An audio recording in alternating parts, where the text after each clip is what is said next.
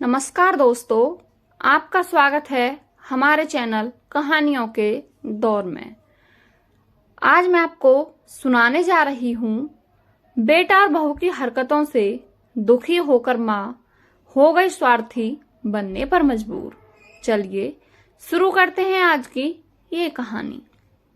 मैं रसोई में काम कर रही थी, तभी अशोक की आवाज आई, माँ, ओ माँ, कहाँ हो तुम? क्या आप भी सुबह सुबह संभाल नहीं सकती इसे? पता है ना, तनु के सिर में दर्द हो रहा है।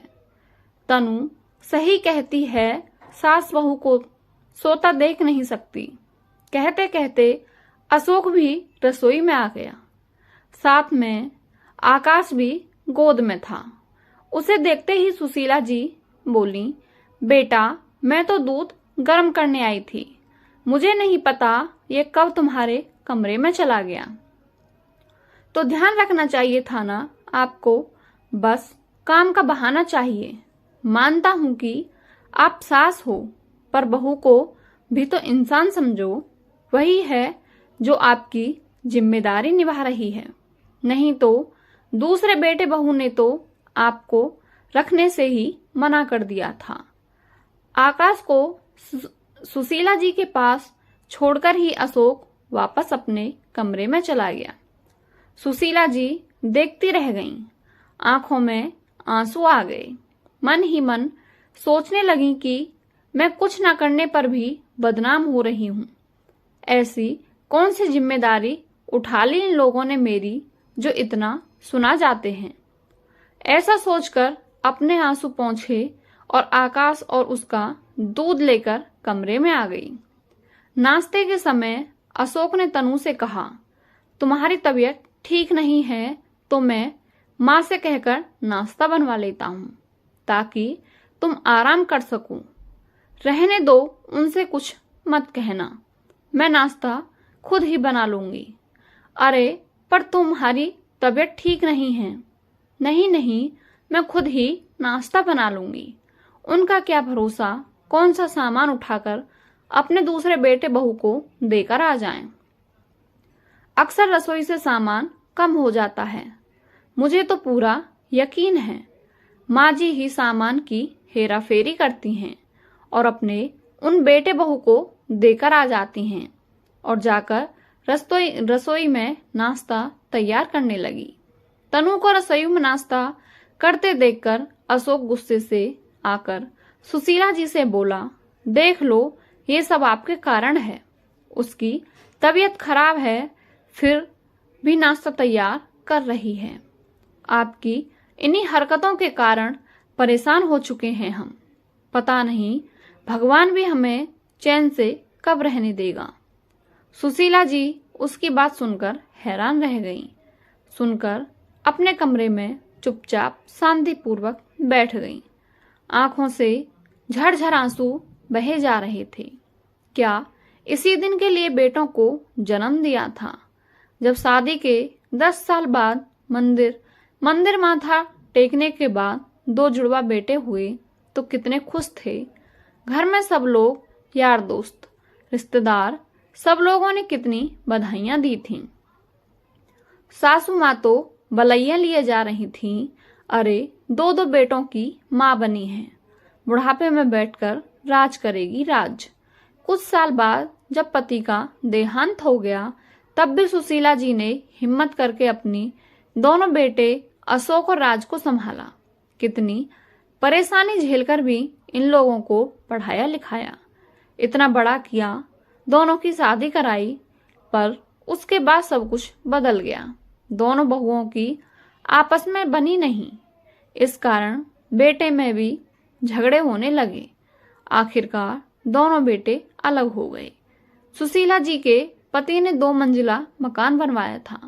उसी में ऊपरी मंजिल पर राज अपने पति के साथ रहने लगा और नीचे वाले फ्लोर पर अशोक अपनी पत्नी और सुशीला जी के साथ रहने लगा। सुशीला जी को रखने को लेकर भी दोनों भाइयों में बहस हुई थी।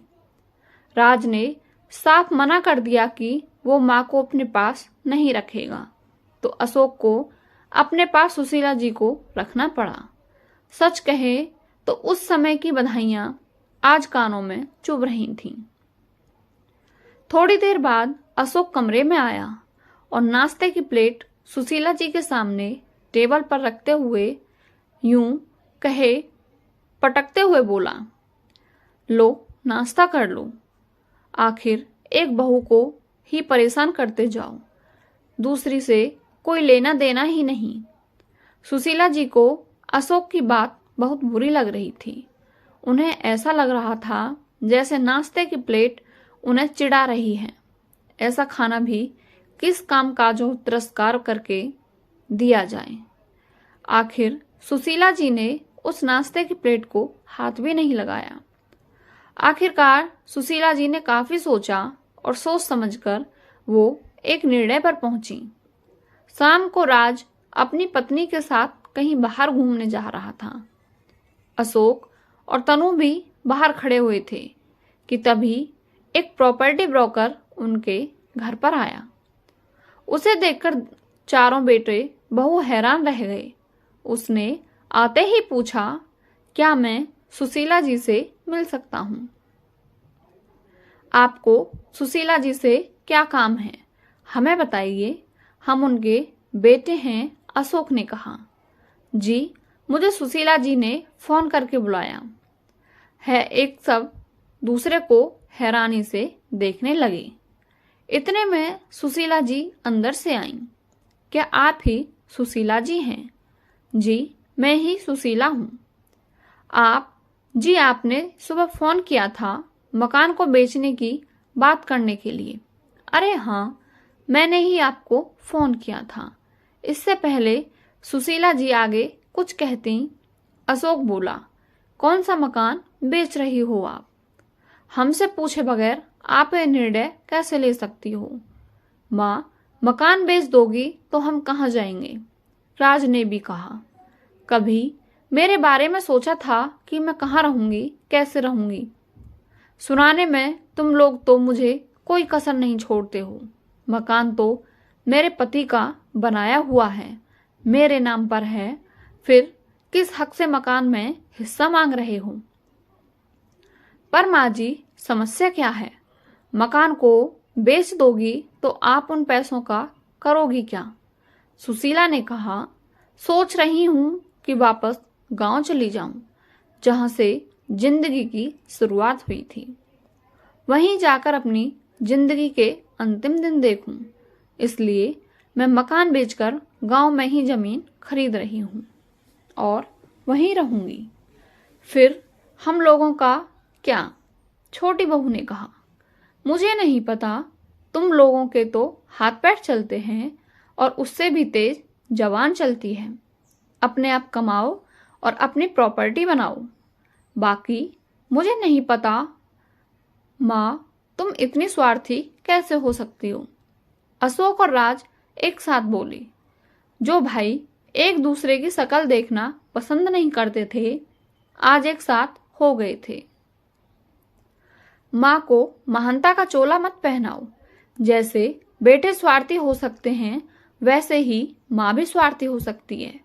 और तुम जैसे बेटे हो तो माँ ऐसी ही होनी चाहिए। मैं यह मकान बेच रही हूँ और यह मेरा अंतिम निर्णय है। तुम लोग अपना बंदोबस्त देख लो, कहकर सुशीला जी उस ब्रोकर को मकान दिखाने चल दी। कुछ महीने बाद वो मकान बिक गया और सुशीला जी गांव में एक मकान लेकर वहीं रहने लगी। फ्री टाइम में वहां बच्चों को पढ़ाती थीं और गांव के शांत वातावरण में अपनी जिंदगी जीती थीं। अब उनको किसी की जली कटी और तिरस्कार भरा भोजन नहीं खाना पड़ेगा। यहाँ वो अपनी मर्जी से रहती थीं और वो सुशीला जी बहुत खुश थीं, क्योंकि यहाँ कोई रसोई में ताला नहीं लगता। वो खुद की मालिक थीं। कुछ दिनों बाद बेटा बहू आए और माँ से माफी मांगने लगे, लेकिन माँ ने उन्हें वापस भेज दिया। आपकी इस कहानी के बारे में क्या राय है, हमें कमेंट बॉक्स में अवश्य बताएं और हमारे चैनल कहानियों को दौर को लाइक एंड सब्सक्राइब करके बेल आइकन अवश्य प्रेस करें। मिलते हैं आपसे अगली कहानी में। धन्यवाद।